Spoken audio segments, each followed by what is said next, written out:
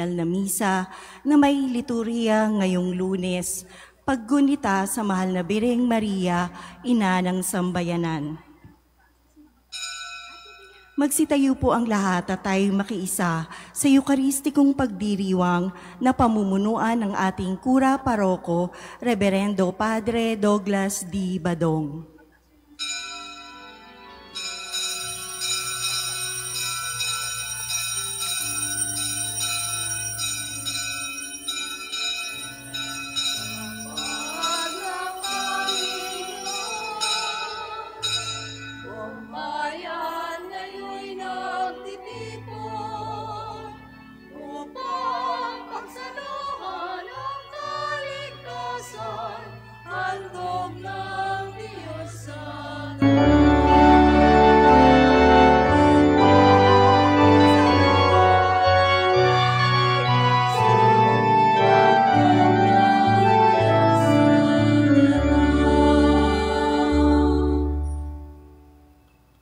Sa ngalan ng Ama at ng Anak at ng Espiritu Santo. Amen. Ang pagpapala ng ating Panginoong Hesukristo, ang pag-ibig ng Diyos Ama, at ang makikipagkaisa ng Espiritu Santo naway sumainyong lahat. At sumayo rin. Ngayon po ay ginugunita natin ang kapisahan ng mahal na Birheng Maria, ina ng sambayanan. Mga kapatid, aminin natin ang ating mga kasalanan upang tayo'y maging marapat gumanap sa banal na pagdiriwang. Inaamin ko sa makapangyarihang Diyos at sa inyo mga kapatid, na lubha akong nagkasala sa isip, sa salita at sa gawa, at sa aking pagkukulang. Kaya isinasamo ko sa mahal na Birheng Maria, sa lahat ng mga anghel at mga banal, at sa inyo mga kapatid, na ako'y panalangin sa Panginoong ating Diyos. Kawaan tayo ng makapangyarihang Diyos, patawarin tayo sa ating mga kasalanan, at patnubayan tayo sa buhay na walang hanggan. Amen. Panginoon, kaawaan mo kami. Panginoon, kaawaan mo kami. Kristo, kaawaan mo kami. Kristo, kaawaan mo kami. Panginoon, kaawaan mo kami. Panginoon, kaawaan mo kami. Manalangin tayo. Ama naming makapangyarihan, ikaw ang nagdudulot ng tanang pagdamay at kasiyahan. Ang anak mong nakabayubay noon sa krus na banal ay nagbigay ng kanyang ina upang maging ina naming tanan. Ipagkaloob mo pakundangan sa inang mapagmahal ng iyong sambayanan ay magalak araw-araw. Sa ibayong kabanalang kinakamit ng mga kaanib mong isinilang upang sa kandungan nito ay maakit ang sangkatauhan sa pamamagitan ni Jesucristo kasama ng Espiritu Santo magpasawalang hanggan. Amen.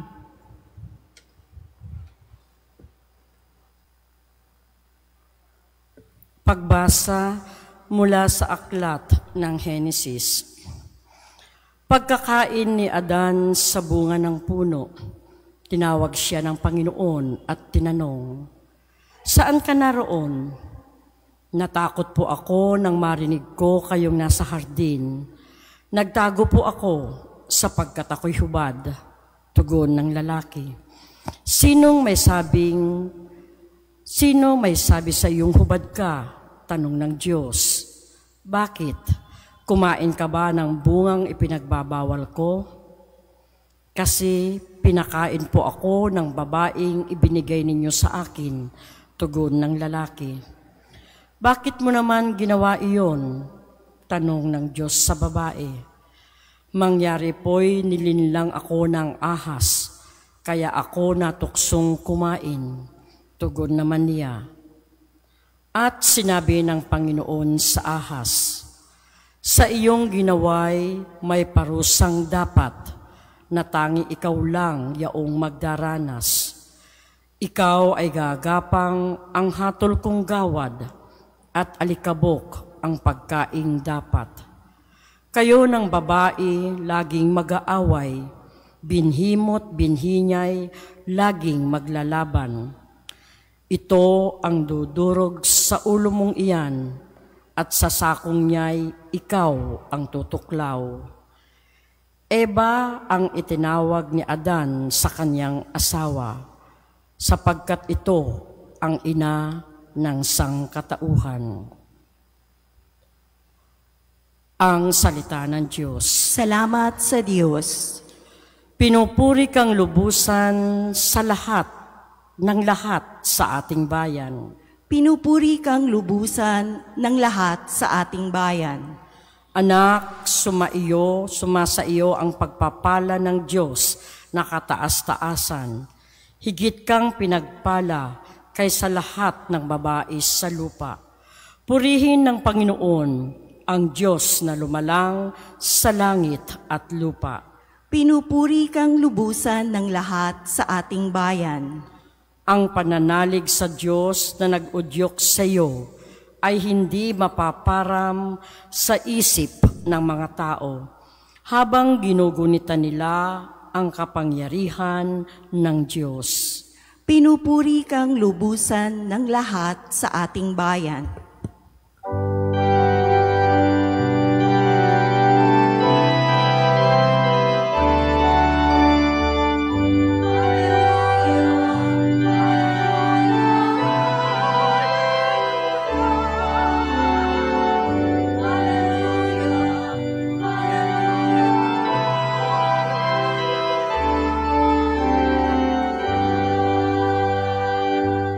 Birheng Mariang mapalad, dapat magpuri ang lahat sa iyo at sa iyong anak.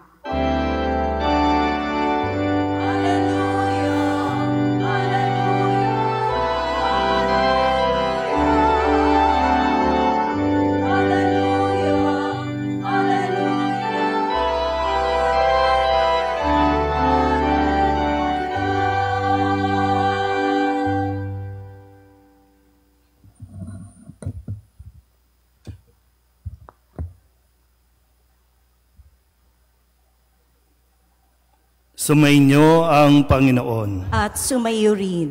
Ang mabuting balita ng Panginoon ayon kay San Juan. Papuri sa iyo, Panginoon.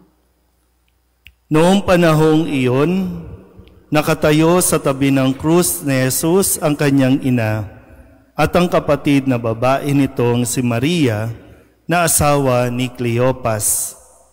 Naroon din si Maria Magdalena. Nang makita ni Jesus ang kanyang ina at ang minamahal niyang alagad sa tabi nito, kanyang sinabi, "Ginang, narito ang iyong anak." At sinabi sa alagad, "Narito ang iyong ina." Mula noon siya'y pinatira ng alagad na ito sa kanyang bahay. Alam ni Jesus na naganap na ang lahat ng bagay, at bilang katuparan ng kasulatan ay sinabi niya, "Nauuhaw ako." May isang mangkok doon na puno ng maasim na alak. Itinubog nila rito ang isang espongha, ikinabit sa sanga ng isopo at idiniit sa kanyang bibig. Nang masipsip ni Jesus ang anak, ang alak ay kanyang sinabi, "Naganap na." Iniyokayok niya ang kanyang ulo at nalagot ang kanyang hininga. Nooy araw ng paghahanda at ayaw ng mga Hudyo na manatili sa krus ang mga bangkay sa araw ng pamamahinga, sapagkat dakila ang araw ng pamamahinga. Kaya tiniling nila kay Pilato na ipabali nito ang mga binti ng mga ipinako sa krus at alisin doon ang mga bangkay. Naparoon nga ang mga kawal at binali ang mga binti ng dalawang ipinakong kasabay ni Jesus. Ngunit pagdating nila kay Jesus at makitang patay na siya, hindi na nila binali ang kanyang binti. Subalit inulos ng sibat ng isa sa mga kawal ang tagiliran ni Jesus at biglang dumaloy ang tubig at dugo. Ang mabuting balita ng Panginoon. Pinupuri ka namin, Panginoong Hesukristo. Isang magandang gabi po sa inyong lahat.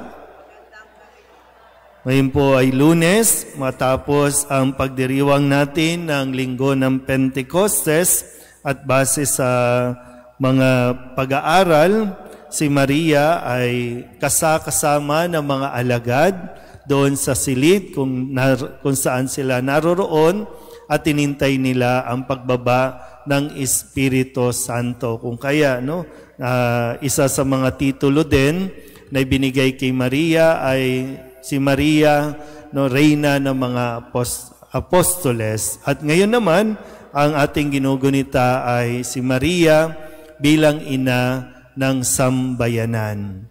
At sa ating pong Ebanghelyo, narinig natin yung tagpo kung saan bago nalagutan ng hininga si Jesus, ay kanyang inihabilin sa isa't isa nang makita niya ang kanyang ina na ngayon ay mag-isa na lang. Dahil sa kwento, maagang nabalo si Maria, maaga siyang naging byuda, at ngayon ay yung anak naman niya, si Jesus, ay mawawala na rin sa piling niya. Kumbaga, sino ang mag-aaruga, sino ang mag-aalaga sa kanyang ina?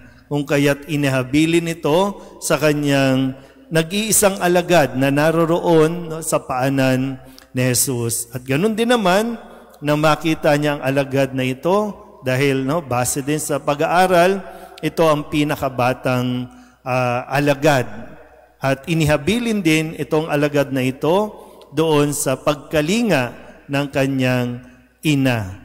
Kaya isa ito sa pinagbabasihan natin para masabing tunay ngang ang mahal na ina ay pinagkatiwala sa atin at tayo rin ay pinagkatiwala sa mahal na Birhen bilang ating ina. Kaya ganun na lang po kalapit sa simbahan, kalapit sa ating pananampalatayang Katoliko ang mahal na Birhen, na hindi natin ito maihihiwalay, kung kaya't maging sa simbahan, tinatawag natin itong isang ina na nag-aaruga, kumukupkop, at kahit anuman yung ating nagawa, kahit anuman yung ating naging pag-uugali, mananatili itong isang ina na magmamahal at mag-aaruga sa atin. Pero kung sakali lang po, dahil pinararangalan natin ang mahal na Birhen, at hindi lang tayo pwedeng naiiwan dun sa pagpaparangal sa kanya, na i-proposition siya, bibigyan ng bulaklak, aalayan, bibihisan ng napakaganda, kundi yung mensahe din na kung ngayon ay magsasalita si Kristong nakapako sa krus at sa atin din inihabilin, kamusta ang ating pagiging anak? At kamusta ang inyong pagiging ina? Yung ugnayan, yung relasyon.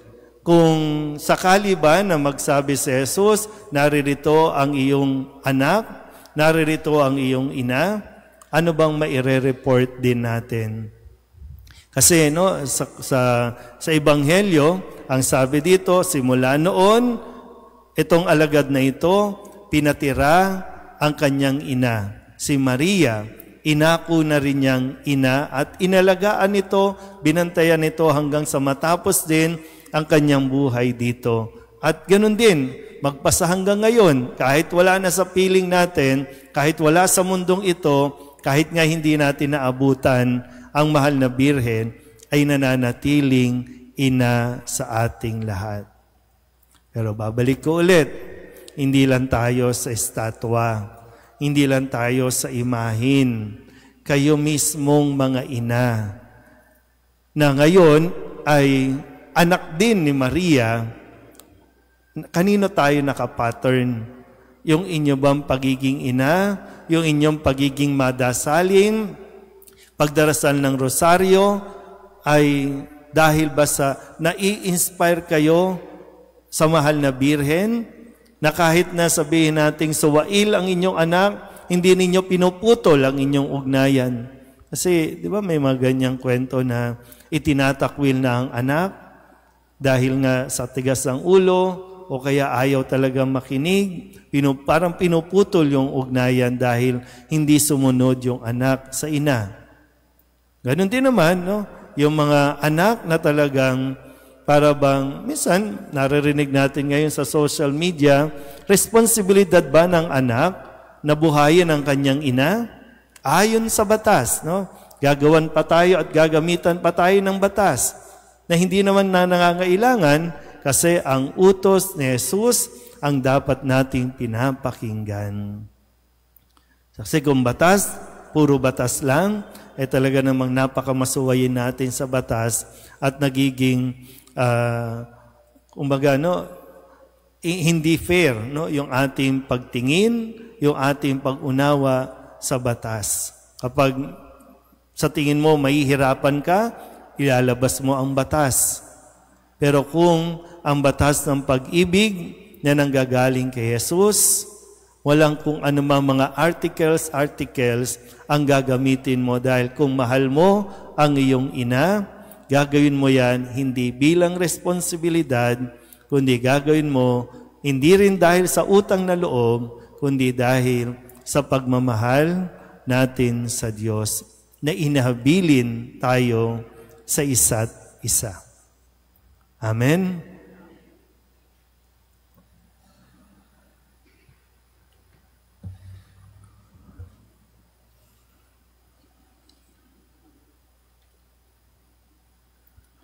Manalangin tayo sa Diyos na ating Ama na gumawa ng mga dakilang bagay kay Maria at naghatid sa Kanya sa maluwalhating trono sa langit. Ipaalam natin sa Kanya ang ating mga pangangailangan sa tulong ni Maria. Ang ating itutugon, Panginoon, dinggin mo ang aming panalangin. Panginoon, dinggin mo ang aming panalangin. Sa tulad ni Maria, naway magpatotoo ang simbahan sa mapagligtas na pag-ibig ni Kristo. Manalangin tayo sa Panginoon. Panginoon, dinggin mo ang aming panalangin. Ang mga pamahalaan, naway makinig sa tinig ng Diyos sa simbahan na nananawagang sugpuin ang hindi pantay-pantay na paglago ng pangkabuhayan na siyang namamayani sa pagitan ng mga tao at mga bansa. Manalangin tayo sa Panginoon. Panginoon, dinggin mo ang aming panalangin. Tulad ni Maria, naway maging matatag tayo sa pananalangin at sa pagnanais na matupad ang plano ng Diyos para sa ating kaligtasan. Manalangin tayo sa Panginoon. Panginoon, dinggin mo ang aming panalangin. Ang mga dukha at may sakit, naway makatanggap mula sa bayan ng Diyos ng tulong at pagtataguyod na kailangan nila. Manalangin tayo sa Panginoon. Panginoon, dinggin mo ang aming panalangin. Ang mga namatay kasama ni Kristo, naway muling buhayin kasama niya sa isang bago at ganap na buhay. Manalangin tayo sa Panginoon. Panginoon, dinggin mo ang aming panalangin. Idulog din natin sa Panginoon ang ating mga personal na kahilingan at mga panalangin para sa ating mga pamilya, kasama din ang mga kahilingan ng mga nanonood sa online. Lahat ng mga misang pasasalamat, espesyal na intensyon, agarang paggaling ng mga may sakit, at ang lahat ng mga kaluluwa na inihiling na ipagdasal sa misang ito. Ang lahat ng ito ay inihiling namin sa ngalan ni Kristo, ang aming Panginoon. Amen.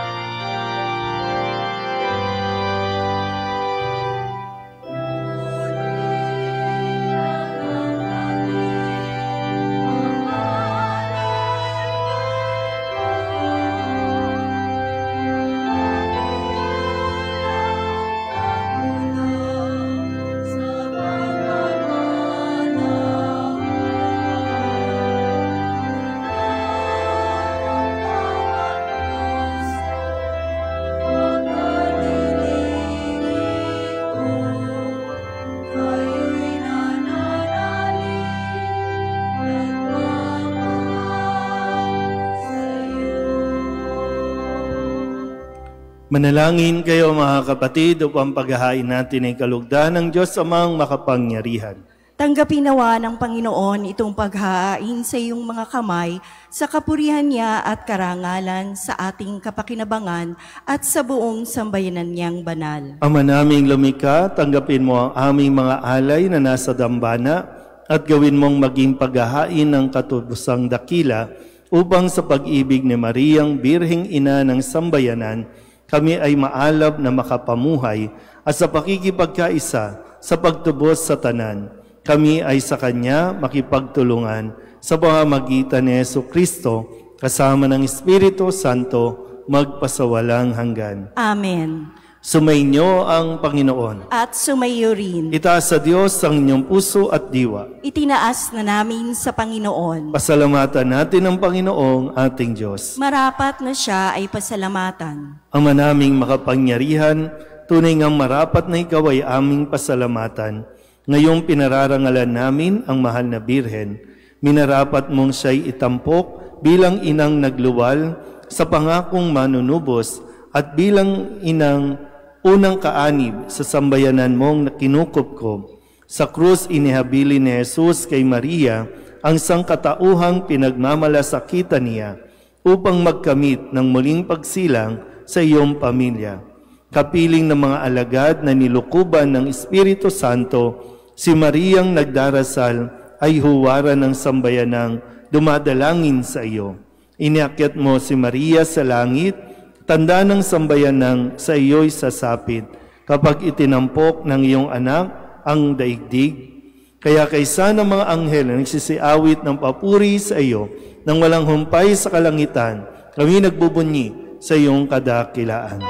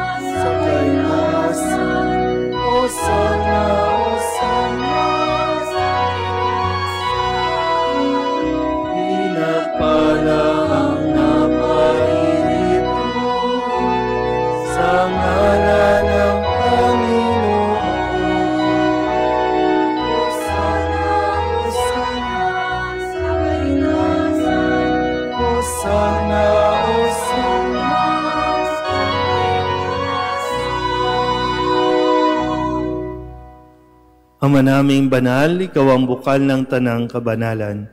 Kaya't sa pamamagitan ng iyong Espiritu, gawin mong banal ang kaloob na ito upang para sa aming maging katawan at dugo ng aming Panginoong Jesucristo.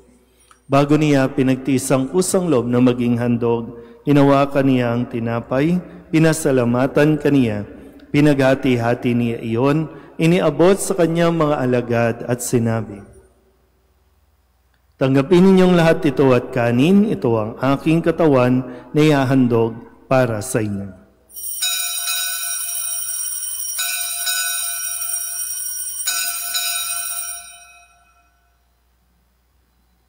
Gayun din naman, nung matapos ang hapunan, hinawakan niya ang kalis, muli kaniyang pinasalamatan. Iniabot niya ang kalis sa kanyang mga alagad at sinabi, tanggapin ninyong lahat ito at inumin. Ito ang kalis ng aking dugo ng bago at walang hanggan tipan. Ang aking dugo na ibubuhos para sa inyo at para sa lahat sa ikapagpapatawad ng mga kasalanan. Gawin ninyo ito sa pag-alaala sa akin.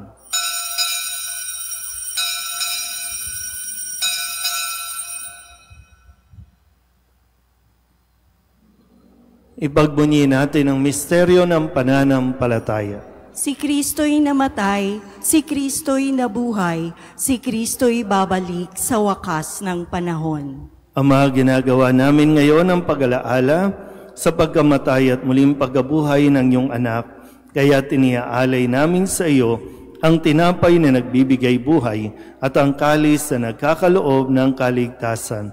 Kami nagpapasalamat dahil kami iyong minarapat na tumayo sa harap mo para maglingkod sa iyo.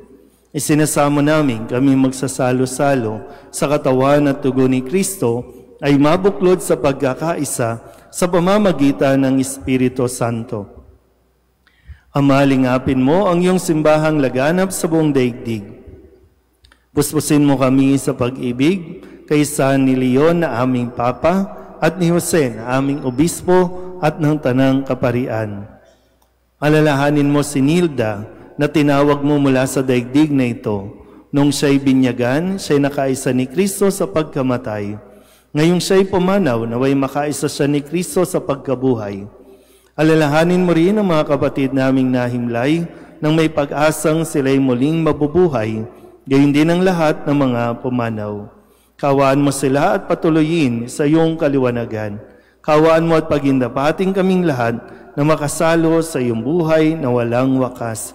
Kaysa ng mahal na Birheng Maria na ina ng Diyos, ng kabiyak ng puso niyang si San Jose, kaysa ng mga apostol at ng lahat ng mga banal na namuhay dito sa daigdig ng kalugod-lugod sa iyo, may pagdiwang nawa namin ang pagpupuri sa ikararangal mo sa pamamagitan ng iyong anak na aming Panginoong Hesu Kristo. Sa pamamagitan ni Kristo, kasama niya at sa Kanya, ang lahat ng parangal at papuri ay sa iyo, Diyos Amang makapangyarihan, kasama ng Espiritu Santo, magpasawalang hanggan.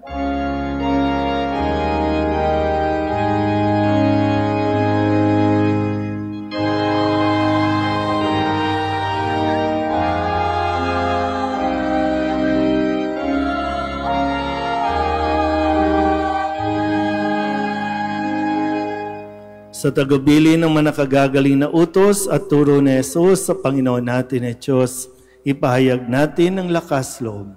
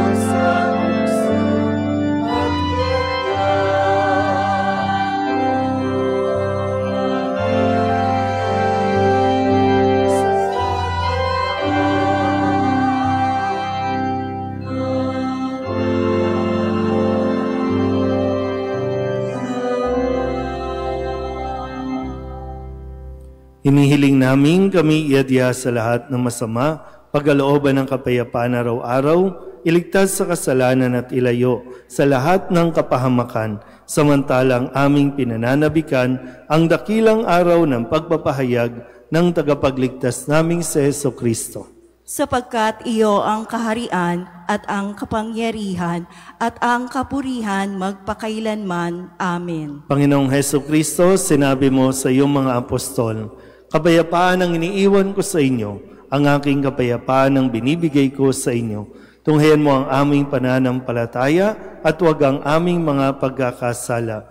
Pagkalooban mo kami ng kapayapaan at pagkakaisa ayon sa iyong kalooban, kasama ng Espiritu Santo, magpasawalang hanggan. Amen. Ang kapayapaan ng Panginoon ay laging sumainyo. At sumayo rin. Pabigayan po tayo ng kapayapaan sa isa't isa. Kordero ng Diyos na nag-aalis ng mga kasalanan ng sanlibutan, maawa ka sa amin. Kordero ng Diyos na nag-aalis ng mga kasalanan ng sanlibutan, maawa ka sa amin. Kordero ng Diyos na nag-aalis ng mga kasalanan ng sanlibutan, ipagkaloob mo sa amin ang kapayapaan. Ito ang kordero ng Diyos.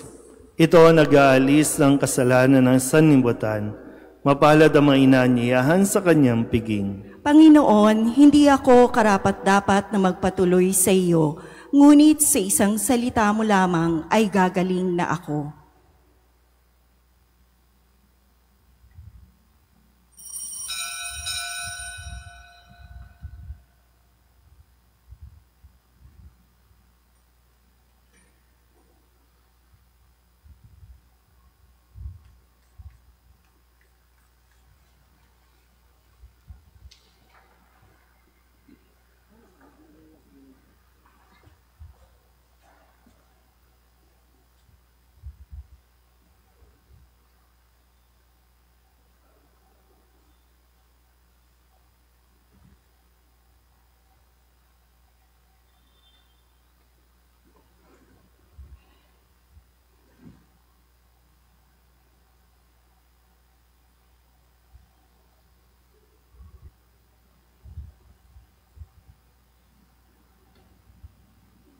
Nagsitayo po ang lahat.